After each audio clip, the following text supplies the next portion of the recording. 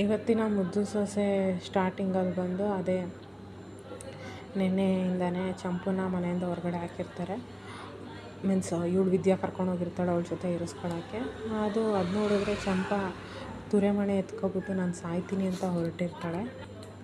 ಅದಕ್ಕೆ ವಿದ್ಯಾ ಹೇಳ್ತಾಳೆ, ಅವರು ಆ ಸುಭಾಷ ಬೇಕು ಅಂತಲೇ ನಿನ್ನ ಮೇಲೆ ಆರೋಪ ಮಾಡಿರೋದು,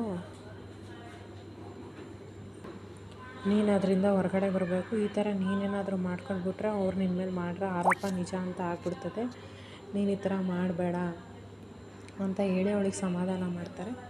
ಅದಾದಮೇಲೆ ವಿದ್ಯಾ ಕೇಳ್ತಾಳೆ, ನಿನ್ನ ಮೊಬೈಲಿಂದ ಅಷ್ಟೊಂದು ಮೆಸೇಜು ಅವ್ರ ಫ್ರೆಂಡ್ಗೆ ಹೆಂಗೋಯ್ತು ಚಂಪಾ ಅಂತ ಕೇಳಿದಾಗ ಚಂಪಾ ಹೇಳ್ತಾಳೆ, ನಾನು ತುಂಬ ಸಲ ನೋಡೀನಿ, ಇವರು ನನ್ನ ಮೊಬೈಲ್ನ ಎತ್ಕೊಂಡು ನನ್ನ ಮೊಬೈಲ್ ಹಾಳಾಗೈತೆ ಅಂತ ಹೇಳಿದ್ರು ಅಂತ ಹೇಳ್ತಾಳೆ. ಅದಾದಮೇಲೆ ಇವತ್ತು ಅವ್ರ ಫ್ರೆಂಡ್ ಪುಟ್ಟಕ್ಕ ನನ್ನನ್ನು ಕಳಿಸಿದ್ರಲ್ಲ, ಅದು ಇವತ್ತು ತೆಗ್ದಿರೋ ಫೋಟೋನೇ ಅಂತ ಹೇಳಿ ವಿದ್ಯುನ ಹತ್ರ ಚಂಪಾ ಎಲ್ಲ ಹೇಳ್ಕೊಳ್ತಾರೆ. ಆವಾಗ ವಿದ್ಯೆ ಯೋಚನೆ ಮಾಡ್ತಾಳೆ, ಹೆಂಗಾದರೂ ಮಾಡಿ ನಿನ್ನ ಸುಭಾಷನ ಫ್ರೆಂಡನ್ನ ನಾವು ಹುಡುಕ್ಬೇಕು, ಹುಡ್ಕಿದ್ರಷ್ಟೇ ನಾವೇನಾದರೂ ಒಂದು ಮಾಡೋಕ್ಕೈತದೆ, ಆದರೆ ಅವನ್ನ ಹೆಂಗೆ ಹುಡ್ಕೋದು ಅಂತ ಹೇಳ್ಬಿಟ್ಟು ಯೋಚನೆ ಮಾಡ್ತಾಳೆ. ಅದಾದಮೇಲೆ ಯೋಚನೆ ಮಾಡ್ತಾಳೆ, ವೀರಭದ್ರ ಗೌಡ್ರ ಹತ್ರನೇ ನಾನು ಹೆಲ್ಪ್ ತಗೊಂಡ್ರೆ ಸರಿ ಆಯ್ತದೆ ಅಂದ್ಬಿಟ್ಟು ಗೌಡ್ರ ರೂಮ್ಗೆ ಹೊರಟಿರ್ತಾಳೆ. ಅಷ್ಟರಲ್ಲಿ ಕ್ವಾಟ್ಲೆ ಮತ್ತು ವೀರಭದ್ರೇಗೌಡರು ಚಂಪನ ವಿಷಯ ಮಾತಾಡ್ತಿರ್ತಾರೆ. ಕ್ವಾಟ್ಲೆ ಹೇಳ್ತಾನೆ, ಚಂಪಾ ನಮ್ಮ ಕಣ್ಣು ಮುಂದೆ ಬೆಳೆದಿರೋ ಹುಡುಗಿ, ಅವಳು ಈ ಥರ ಯಾವತ್ತೂ ಮಾಡೋಕ್ಕಾಗಿಲ್ಲ ಅಂದಾಗ ಗೌಡ್ರು ಹೇಳ್ತಾರೆ, ನನ್ನ ಮನಸ್ಸು ಹಂಗೆ ಹೇಳ್ತೈತೆ, ಆದರೆ ಸುಭಾಷ ತಂದಿರೋ ಸಾಕ್ಷಿಗಳನ್ನ ನೋಡಿದ್ರೆ ಚಂಪನೇ ತಪ್ಪು ಮಾಡೋಳೆ ಅಂತ ಅನ್ನಿಸ್ತೈತೆ ಅಂತ ಇವರಲ್ಲಿ ಡಿಸ್ಕಷನ್ ಮಾಡ್ತಿರ್ತಾರೆ ಸೇಮ್ ಟಾಪಿಕ್ ಬಗ್ಗೆ. ವಿದ್ಯಾ ಬರ್ತಾಳೆ. ವಿದ್ಯಾ ಬಂದಿದ್ದು ನೋಡಿ ಅವಳು ಯಾಕೆ ಬಂದವಳೆ ಅಂತ ಗೌಡ್ರು ಕೇಳಿದಾಗ ವಿದ್ಯಾ ಹೇಳ್ತಾಳೆ, ಆ ಗಾಯಕ್ಕೆ ಬಟ್ಟೆ ಕಟ್ಟೋಕ್ಕೆ ಹೇಳಿಲ್ವಾ ವೈದ್ಯರು, 2 ಟೈಮ್ ಕಟ್ಟಿದ್ರಷ್ಟೇ ಅದು ಹುಷಾರಾಯ್ತದೆ ಅಂತ ಹೇಳ್ಬಿಟ್ಟು ಬಟ್ಟೆ ಕಟ್ಟಕ್ಕೆ ಹೋಗ್ತಾಳೆ.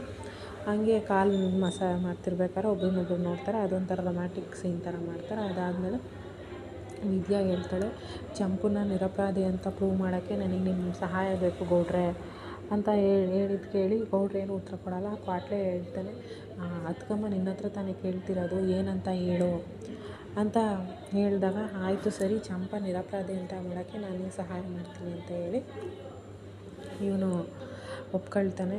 ಆದರೆ ಇವ್ರು ಇಲ್ಲಿ ಮಾತಾಡ್ತಿರ್ಬೇಕಾದ್ರೆ ಈ ಕಡೆ ಈಶ್ವರಿ ಎಲ್ಲರೂ ಕರೆಸ್ಬಿಟ್ಟು ಹೇಳ್ತಾಳೆ, ನನ್ನ ಮಗ ತಂದಿರೋ ಸಾಕ್ಷಿ ಎಲ್ಲ ಅವಳ ವಿರುದ್ಧ ಇದ್ದರೂ ನೀವು ಮತ್ತೆ ಏನಕ್ಕೆ ಅವಳಿಗೆ ಟೈಮ್ ಕೊಟ್ರಿ ಅಂತ ಕೇಳಿದಾಗ ಗೌಡ್ರು ಹೇಳ್ತಾರೆ, ಅಂದರೆ ಶಿವರಾಮೇಗೌಡರು ಹೇಳ್ತಾಳೆ, ಅವಳ ಮೇಲೆ ಬಂದಿರೋದು ಕಳಂಕ, ಅದನ್ನು ನಾವು ಸರಿ ತಪ್ಪು ಅಂತ ನೋಡ್ದೇ ಮಾಡಲಿಲ್ಲ ಅಂದರೆ ಅದು ಸರಿಯಾಗಕ್ಕಿಲ್ಲ ಅಂತ ಹೇಳಿದಾಗ ಅಜ್ಜಿ ಇದ್ದವಳು ಹೇಳ್ತಾಳೆ, ಅವ್ನು ಮಾಡಿರೋ ಕೆಲಸ ಅವ್ನು ಮಾಡಿರೋ ಕೆಲಸಗಳನ್ನೆಲ್ಲ ಹೇಳಲೇ ಈಗ ಅಂತ ಕೇಳಿದಾಗ 2ನೇ ಮಗ ಅಂದರೆ ಗೋವಿಂದ ಇದ್ದವನು ಏನೇನು ಮಾಡೋನೆ ಹೇಳವ ಅಂತ ಹೇಳ್ತಾಳೆ.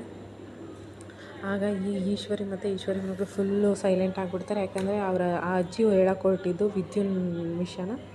ಅದಾದಮೇಲೆ ಅಜ್ಜಿ ಹಂಗೆ ಸಮಾಧಾನ ಮಾಡ್ತಾರೆ, ಅವ್ನು ಮಾಡಿರೋದೆಲ್ಲ ಏನು ಒಳ್ಳೆ ಕೆಲಸನ, ಎಲ್ಲ ಮಾಡಿರೋದು ಕೆಟ್ಟ ಕೆಲಸ, ಅದನ್ನೇನು ಹೇಳೋದು ಅಂತ ಹೇಳಿ ಅಲ್ಲಿಗೆ ಟಾಪಿಕ್ ಮುಗಿಯುತ್ತೆ. ನೆಕ್ಸ್ಟ್ ಸೀನಲ್ಲಿ ಬೆಳಿಗ್ಗೆ ಆಗುತ್ತೆ. ಇವರೆಲ್ಲ ಇವತ್ತೊಂದು ಅಂದರೆ ಎಲೆಕ್ಷನ್ ಆಗಿರುತ್ತಲ್ಲ, ರಿಸಲ್ಟ್ ಬರುತ್ತೆ ಅಂತ ಹೊರಟಿರ್ತಾರೆ. ಅವ್ರ ಅಮ್ಮನ ಹತ್ರ ಆಶೀರ್ವಾದ ತಗೋತಾರೆ ಶಿವರಾಮೇಗೌಡರು. ತಗೊಂಡು ಮನೆಯಿಂದ ಹೊರಡ್ತಾರೆ. ಎಲೆಕ್ಷನ್ ಬೂತ್ ಹತ್ರ ಅಂದರೆ ಕೌಂಟಿಂಗ್ ಬೂತ್ ಹತ್ರ ಹೊರಡ್ತಾರೆ. ಕೌಂಟಿಂಗ್ ಬೂತ್ ಹತ್ರ ಹೋದಾಗ ಆಪೋಸಿಟಲ್ಲಿರೋರು ಹೋಗಿರ್ತಾರೆ. ಆ್ಯಕ್ಚುಲಿ ಆಪೋಸಿಟ್ ಪಾರ್ಟಿ ಅಂದರೆ ಬೆಟ್ಟಯ್ಯ ಅವರು ಫುಲ್ ಸ್ಟ್ರಾಂಗ್ ಆಗಿರ್ತಾರೆ, ನಾವೇ ಗೆಲ್ತೀವಿ ಅಂತ. ಯಾಕಂದರೆ ಅವರು ದುಡ್ಡು ಕೊಟ್ಟಿರ್ತಾರೆ. ಶಿವರಾಮೇಗೌಡರು 1 ರೂಪಾಯಿನೂ ಯಾರಿಗೂ ಕೊಟ್ಟಿರಲ್ಲ. ಹೀಗೆ ಮಾತಿನ ಚಕಮಕಿ ಆಯ್ತಾ ಇರಬೇಕಾದ್ರೆ ಅವ್ರ ಕಡೆಯವ್ರು ಏನೋ ಹೇಳ್ತಾರೆ. ಆವಾಗ ವೀರಭದ್ರೇಗೌಡರು ಅವ್ರ ಕಡೆಯವ್ರಿಗೆ ಹೊಡೆಯೋಕ್ಕೆ ಹೋಗ್ಬಿಡ್ತಾರೆ. ಆಗ ಶಿವರಾಮೇಗೌಡರು ತಡೀತಾರೆ. ಇದು ಇವತ್ತಿನ ಅಪ್ಡೇಟ್. ನಾಳಿನ ಅಪ್ಡೇಟ್ ಏನಂತಂದರೆ ಪ್ರೋಮೋದಲ್ಲಿ ತೋರಿಸ್ತಾರೆ ಶಿವರಾಮೇಗೌಡರು ಎಲೆಕ್ಷನಲ್ಲಿ ಗೆಲ್ತಾರೆ. ನಾಳೆಯಿಂದ ಇಂಟ್ರೆಸ್ಟಿಂಗ್ ಆಗಿರುತ್ತೆ. ಈ ಚಂಪುನ ವಿಷಯದಲ್ಲಿ ಹೆಂಗೆ ಅವಳಿಗೆ ನ್ಯಾಯ ಕೊಡಿಸ್ತಾರೆ, ಮತ್ತು ಇವಳು ಇವಾಗ ಶಿವರಾಮೇಗೌಡರು ಗೆದ್ದ ಮೇಲೆ ಅವ್ರಿಗೆ ಏನೇನು ಪ್ರಾಬ್ಲಮ್ಸ್ ಬರುತ್ತೆ ಅನ್ನೋದು ನೆಕ್ಸ್ಟ್ ಎಪಿಸೋಡಲ್ಲಿ.